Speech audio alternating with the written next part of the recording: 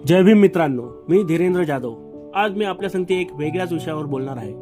विषय आहे आंबेडकराईज वर्सेस राज ठाकरेंचे हिंदुत्व। राज ठाकरे आपल्याला माहीतच असतील। राज ठाकरेंना खरंच वोट द्यावं का? चैत्यभूमीजवळ राहूनही बाबासाहेबांना वंदन न करणारा नेता म्हणजे राज ठाकरे।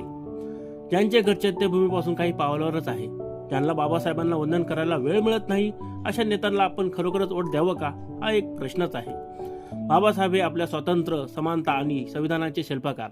रोज हजारो लोक तिथे जातात, दूरवरून चालत येतात, पण जो नेता अगदी जवळ असूनही तिथे कधी वंदन करायला जात नाही, तो खरंच लोकांच्या भावना समजू शकतो का? मला तरी वाटत नाही। नेत्यांचे काम म्हणजे समाजाशी जोडेलपणा। नेतृत्वाचा पहिला नियम जनतेच्या भावना जाणून घेणं। राजसाहेब खरंच आपल्या भावना जाणून घेत असतील का, हा एक प्रश्नच आहे।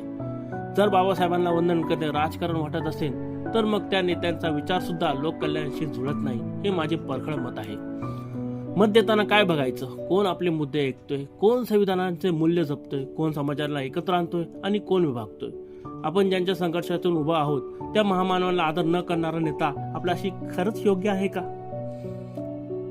तर मित्रांनो, तुमच्या मते बाबासाहेबांना चैत्यभूमीजवळ राहूनही त्यांना वंदन न करणाऱ्या नेत्याला खरंच आपले मत मिळायला हवे का?